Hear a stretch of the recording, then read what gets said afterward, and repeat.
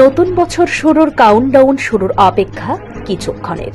তবে বর্ষ শেষে যে রিপোর্ট প্রকাশ করেছে অ্যাসোসিয়েশন ফর ডেমোক্রেটিক রিফর্ম তা দেখে চোখ কপালে উঠতে পারে অনেকেই।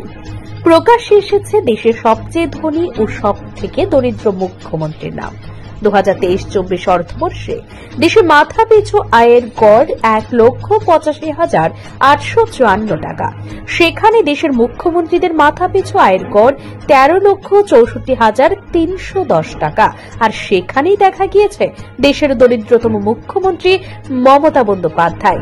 রিপোর্টে প্রকাশিত তথ্য অনুযায়ী মমতার রয়েছে 15 লক্ষ টাকার সম্পত্তি। তালিকার একেবারে নিচে রয়েছেন পশ্চিমবঙ্গের মুখ্যমন্ত্রী। ধনীতম মুখ্যমন্ত্রীদের তালিকায় শীর্ষস্থানে রয়েছেন অন্ধ্রপ্রদেশের মুখ্যমন্ত্রী চন্দ্রবাবু নাইডু। তার সম্পত্তির পরিমাণ 931 কোটি টাকা। চন্দ্রবাবুর পর দ্বিতীয় স্থানে রয়েছেন অরুণাচল প্রদেশের পেমা খান্ডু। তার সম্পত্তির পরিমাণ 332 কোটি টাকারও বেশি। কর্ণাটকের মুখ্যমন্ত্রী 51 কোটি টাকার বেশি সম্পদের মালিক। সিদ্দারামাইয়া ভারতের তৃতীয় ধনী মুখ্যমন্ত্রী। তবে মুখ্যমন্ত্রী খান্ডুর 180 কোটি টাকার দায়ভার রয়েছে। সিদ্দারামাইয়ার দায়ভারের পরিমাণ 23 কোটি টাকা। চন্দ্রবাবু নাইডুর 10 কোটি টাকারও বেশি দায় রয়েছে বলে রিপোর্টে প্রকাশিত। অন্যদিকে মমতার পর দেশের দ্বিতীয় দরিদ্রতম মুখ্যমন্ত্রী উমর আব্দুল্লাহ।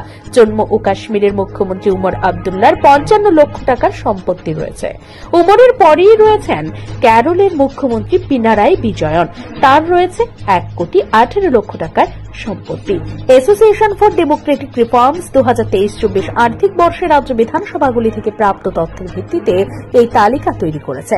সংস্থার রিপোর্টে উল্লেখ্য, রাজ্য বিধানসভা এবং কেন্দ্রশাসিত অঞ্চলগুলির মুখ্যমন্ত্রী প্রতি গড় সম্পদের পরিমাণ 52.59 কোটি টাকা। দেশের বাকি ধনীতম মুখ্যমন্ত্রীদের মধ্যে আছেন নাগাল্যান্ডের নেইফোরিও 46 কোটি, মধ্যপ্রদেশের মোহন যাদব 42 কোটি, পুদুচেরির এন রঙ্গস্বামী 38 কোটি, তেলেঙ্গানার রেবন্ত রেড্ডি 30 কোটি, হেমন্ত সোরেন 25 কোটি, হিমন্ত বিশ্ব শর্মা 17 কোটি, কনরাড সাংমা 14 কোটি। দেশের 29 জন মুখ্যমন্ত্রী কোটিপতি। Bureau report, news Tripura 24। ছাত্রছাত্রীদের সুবিধার্থে এবার দারুণ অফার নিয়ে হাজির।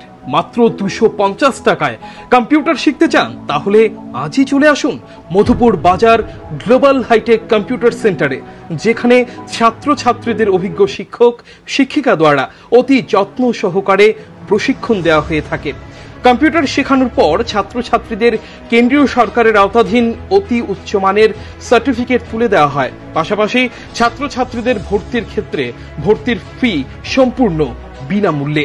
তাছাড়া ছাত্রছাত্রীদের সুবিধার্থে ওয়াইফাইয়ের সম্পূর্ণ সুবিধা দেওয়া হয়ে থাকে। তাই আর দেরি না করে আজই চলে আসুন মধুপুর বাজার নিউজ ত্রিপুরা 24 অফিসের পাশে গ্লোবাল হাইটেক কম্পিউটার সেন্টারে।